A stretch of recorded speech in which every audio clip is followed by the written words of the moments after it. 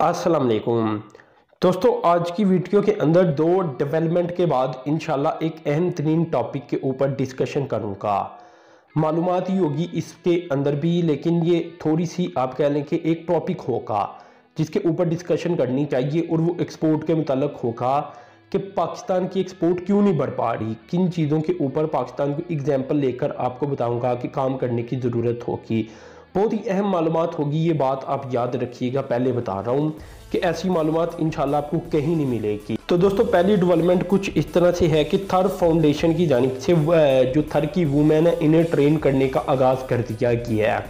अब हुआ कुछ इस तरह से है कि थर के अंदर आरओ प्लांट लगाए गए हैं उन्हें ऑपरेट करने के लिए, और उनकी आप कह लें कि मेंटेनेंस के लिए। मेंटेनेंस तो कम ही कह लें, ऑपरेटर ही बस आप कह सकते हैं कि वूमेन को रखा जाएगा। तो उन्हें सिखाया जा रहा है कि इसे किस तरह इस्तेमाल किया जाना है। तो ये तस्वीर आप देख सकती हैं, ये कोई 30,000 लोगों के लिए थर के अंदर आरओ प्लांट लगाया गया है, और ये ड्रिंकिंग वाटर है और WHO स्टैंडर्ड के मुताबिक ये बनाया गया है। तो अल्हम्दुलिल्लाह अच्छी डेवलपमेंट है। जो थर के लोग हैं वो 30,000 की तादाद के अंदर यहाँ से पानी हासिल कर पाएंगे, और उन्हें बड़ा फ़ायदा होगा इस प्रोजेक्ट का। आप सोच रहे होंगे ये क्या एक छोटा सा आरओ प्लांट भी बता रही हो भाई, ये कैसी डेवलपमेंट हुई। ये तो आप थर के लोगों के लिए पूछे, जितना ज़रूरी आपके लिए मेट्रो ट्रेन है लाहौर के लिए, या बाकी कराची जैसे बड़े शहरों के लिए सर्कुलर रेलवे है, जो रिंग रोड प्रोजेक्ट हैं वो हैं, या इसी तरह के जो मोटरवेज हैं वो हैं। तो उसी तरह आरओ प्लांट या ड्रिंकिंग वाटर थर के लोगों के लिए बहुत बड़ी डेवलपमेंट है।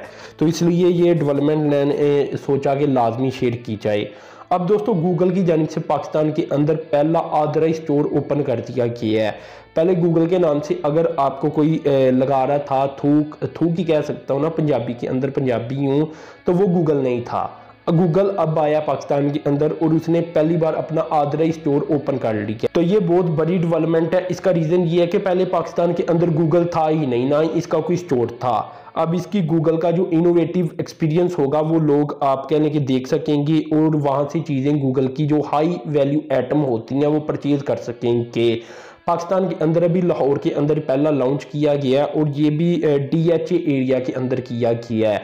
तो ये काफ़ी बड़ी डेवलपमेंट बन जाती है। आगे मजीद इस तरह के ओपन होंगे, क्योंकि पाकिस्तानी, मुझे पता है कि ये बड़ी कंपनी है गूगल, तो पाकिस्तानी गूगल को आप कह सकते हैं कि मायूस नहीं करेंगे, काफ़ी ज़्यादा शॉपिंग करेंगे यहाँ से, जिससे गूगल को पता चलेगा कि पाकिस्तान के अंदर और इन्वेस्टमेंट होनी चाहिए। जॉब्स भी पैदा होंगी, गूगल ज़ाहिर सी बात है लोगों को यहाँ जॉब देगा, तो इससे फिर अपॉर्चुनिटीज़ में इजाफा होता है। बाद में हो सकता है कि गूगल की ऐसी सर्विसेज जो अभी तक पाकिस्तान के अंदर लॉन्च नहीं हो सकी वो भी लॉन्च हो जाए, और उनका डायरेक्ट ताल्लुक बिजनेस से हो। तो इसलिए ये बहुत बड़ी डेवलपमेंट है। हाँ, इंडिया के लोग हो सकता है कहते हो कि भाई हमारे यहाँ तो हज़ारों किस्म के इस तरह के गूगल ऑथराइज्ड स्टोर हैं, लेकिन पाकिस्तान के अंदर असल इशू ही गवर्नमेंट का रहता है कि ये लोग ठीक है सियासत तो करती हैं, लेकिन इस तरह की इनोवेशन की तरफ तवज्जो नहीं देते।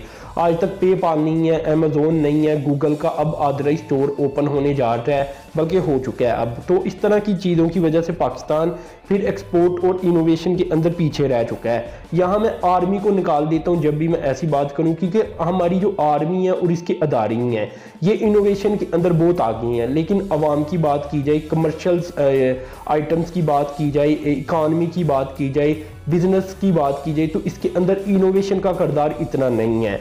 इसकी तरफ ही मैं आने जा रहा हूँ और एक्सपोर्ट के मुतल्लिक आपको बताने जा रहा हूँ।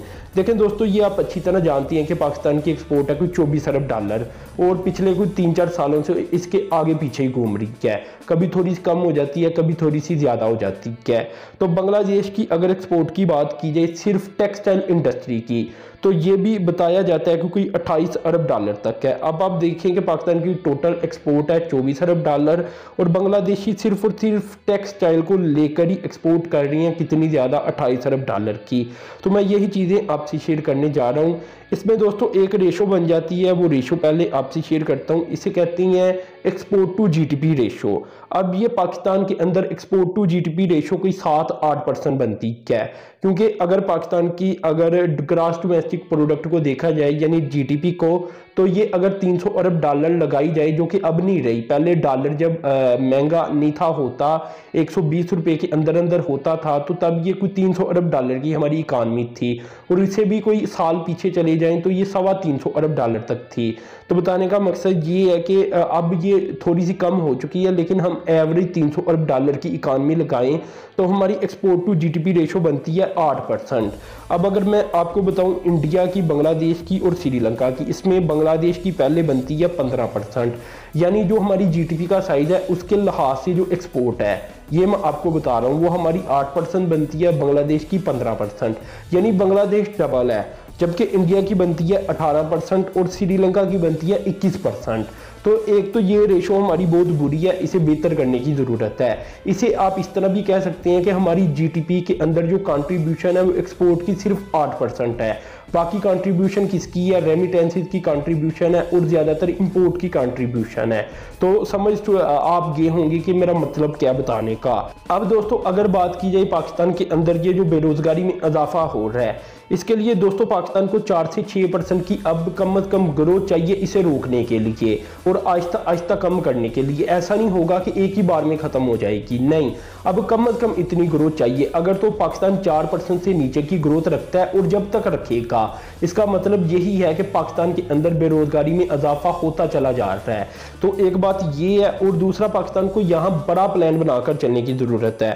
اب میں دوستو آ جاتا ہوں مین ٹاپک کی طرف کہ چلیں، یہ تو ٹھیک ہے کہ پاکستان کی ایکسپورٹ کم ہے، یہ آپ کو پتا تھا، لیکن کیوں کم ہے اور کس طرح پاکستان کی ایکسپورٹ بڑھے گی یہ آپ کو نہیں تھا پتا۔ دیکھیں دوستو، دنیا اب ٹیکسٹائل اور اس طرح کی چھوٹی موٹی آئٹم ایگریکلچر سے نکل چکے ہیں۔ اب جنہوں نے اپنی ایکسپورٹ انکریز کرنی ہے، اپنی آمدن انکریز کرنی ہے، وہ کر رہی ہیں ٹیکنالوجی کے اوپر کام۔ اب پاکستان کے اندر کچھ شعبوں کو تو آپ کہہ لیں کہ اگنور کرنا چھوڑیں، وہ تو شاید ایگزسٹ ہی نہیں کرتے ٹھیک طرح سے، جو کہ کرنے چاہیے تھے۔ اس میں دوستو ایک انڈسٹری آ جاتی ہے گیمنگ کی۔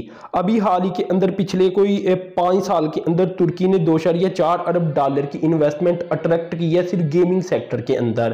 اب پاکستان کے اندر کون سا گیمنگ سیکٹر نظر آ رہا ہے یا کون سی گیم بن رہی ہے بڑی والی جسے پوری دنیا کے اندر وائرل کیا جا سکے اور اس سے انویسٹمنٹ کو جنریٹ کیا جا سکے یا اس سے کوئی اکانومی جنریٹ کی جا سکے؟ تو پاکستان کے اندر گیمنگ سیکٹر بہت ہی چھوٹا ہوگا اگر ہوگا بھی۔ تو یہاں آپ یہ دیکھیں کہ ترکی کی ایک بڑی کمپنی ہے جس کا نام ہے پیک، اسے زینگا نامی ایک بڑی کمپنی کی جانب سے خریدا جا رہا ہے 1.8 ارب ڈالر کے اندر۔ تو یہ سٹارٹ اپ ہیں جو کہ کچھ عرصہ پہلے شروع ہوئے تھے اور آج اربوں ڈالر ان کی مالیت بنتی ہے، اور یہ سارے ٹیکنالوجی سے ریلیٹڈ ہے۔ آگے پاکستان کے اندر ایڈ ٹیک اور میڈ ٹیک بھی موجود نہیں۔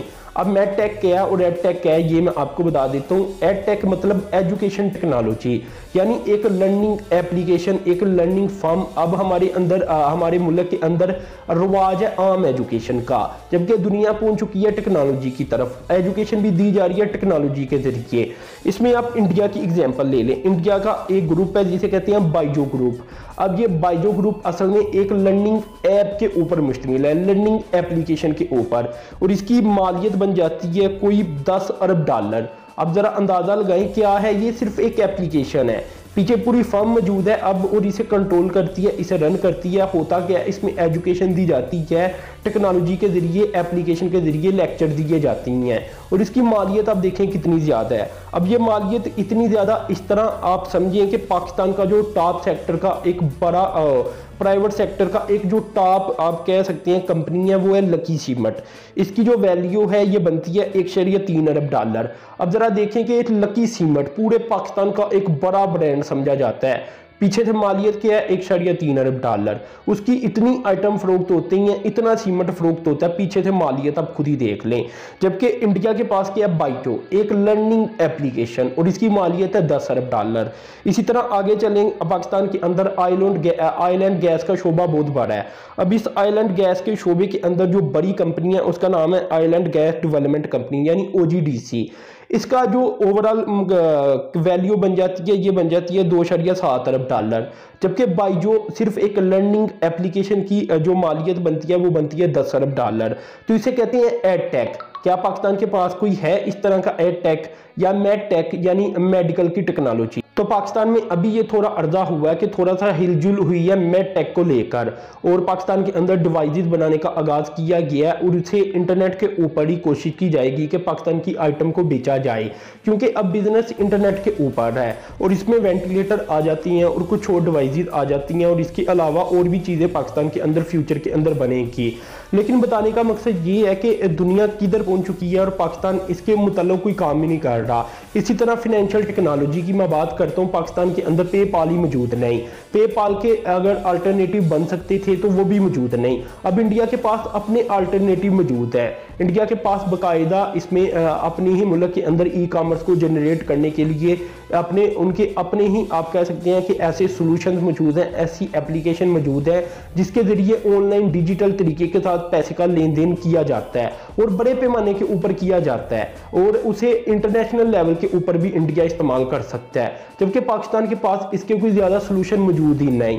तो बताने का मकसद ये है कि फाइनेंशियल टेक्नोलॉजी, मैथ टेक्नोलॉजी, इसी तरह एज टेक्नोलॉजी यानी एजुकेशन टेक्नोलॉजी, इनके ऊपर पाकिस्तान एग्जिस्ट ही नहीं करता। पाकिस्तान को चाहिए इन चीज़ों की तरफ तवज्जो दे, फिर ही एक्सपोर्ट बढ़ेगी। पाकिस्तान के अंदर अमेज़न मौजूद नहीं, पेपाल मौजूद नहीं, आपको पता है, तो पाकिस्तान किस तरह आगे बढ़ेगा।